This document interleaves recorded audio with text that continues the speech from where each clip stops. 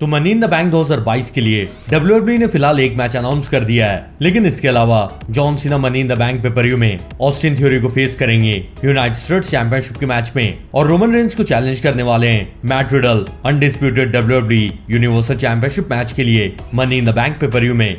और judgement day से as को निकालने के बाद फिन बैलर ने सोशल मीडिया पर एज का मजाक भी उड़ाया है। पूरी जानकारी के लिए वीडियो के आखिर तक बने रहिएगा। तो इस हफ्ते मंडे नाइट रॉ में रिया रिप्ली, लिव मॉर्गन, डूड्रॉप और एलेक्सा ब्लिस का फैटल 4-वे मैच हुआ था, जिसमें जीतने वाली को रॉ वुमेन्स टाइटल का मैच मिलता बियांका ब्लेयर के खिलाफ। और इस मैच के आखिर में डूड्रॉप को रिप टाइट देकर रिया रिप्ली ये मैच जीत गई, और इसलिए मनी इन द बैंक 2022 में रिया रिप्ली फेस करेंगी बियांका ब्लेयर को रॉ वुमेन्स टाइटल के मैच में। और इसी हफ्ते मंडे नाइट रॉ में आपने देखा होगा कि फिन बैलर ने ना सिर्फ जजमेंट डे ज्वाइन किया, बल्कि डेमियन प्रीस्ट ने ये बोला कि जजमेंट डे में सिर्फ एक कमजोर कड़ी है, और वो और कोई नहीं बल्कि जजमेंट डे के लीडर रेटेड सुपरस्टार एज हैं। और इसलिए फिन बैलर, डेमियन प्रीस्ट और रिया रिप्ली ने मिलकर एज को बहुत मारा, और फिन बैलर और डेमियन प्रीस्ट ने एज ही के मूव्स उनके ऊपर यूज भी किए, जैसे कि डबल चेयर शॉट और चेयर के टूटे हुए पीस से फेस लॉक सबमिशन देना। और यही फोटो फिन बैलर ने उनकी सोशल मीडिया पर लगाकर ये बोला है कि देखो एज अब कौन हंस रहा है। तो फिन बैलर ने ऑफिशियली जजमेंट डे को ज्वाइन कर लिया है, और वो लीडर भी बन गए हैं द जजमेंट डे के। और न्यूज ये सुनने में आ रही है कि रेटेड सुपरस्टार एज कुछ टाइम ऑफ लेंगे WWE से। तो चलिए देखते हैं कि एज के जाने के बाद जजमेंट डे अब क्या करते हैं। तो इस महीने 16 time world champion John Cena को पूरे 20 साल हो जाएंगे WWE में, और इसी मौके को सेलिब्रेट करने के लिए जॉन सीना लगभग 1 साल के बाद रिटर्न आ रहे हैं WWE में। क्योंकि आपको याद होगा कि सीना पिछले साल मनी इन द बैंक में रिटर्न आए थे, और फिर समर स्लैम में रोमन रेंस से हारने के बाद सीना WWE से चले गए थे।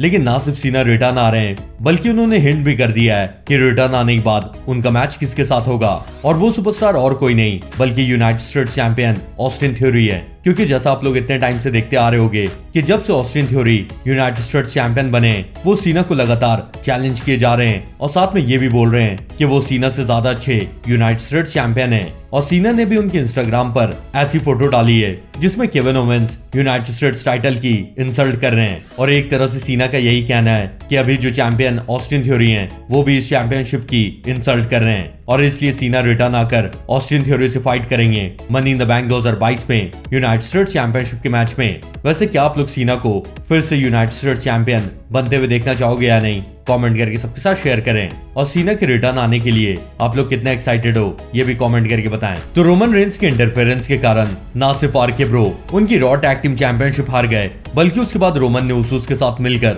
रैंडी ऑर्टन को इंजर्ड भी कर दिया। इसलिए रैंडी ऑर्टन का बदला लेने के लिए रिडल, उसोस और रोमन के पीछे पड़ गए हैं। और क्योंकि फिलहाल रोमन WWE में नहीं आ रहे हैं, इसलिए रिडल उसोस के साथ फ्यूड में इन्वॉल्व हैं। लेकिन रिडल ने साफ बोल दिया है कि अब वो रोमन को चैलेंज करेंगे undisputed WWE universal championship match के लिए। लेकिन रोमन ने WWE के साथ जो नया कॉन्ट्रैक्ट साइन किया है, उसके हिसाब से अब रोमन बहुत ही कम नजर आएंगे WWE में। लेकिन चांसेस है कि मनी इन द बैंक 2022 में रोमन का मैच फैंस को देखने मिले, और अगर रोमन का मनी इन द बैंक में मैच होता है तो उनका मैच रिडल के साथ फैंस को देखने मिल सकता है। तो चलिए देखते हैं कि क्या Roman money in the bank 2022 में फाइट करते हैं या नहीं, और मैं आपसे जल्दी मिलूंगा। लेकिन तब तक के लिए गुड बाय।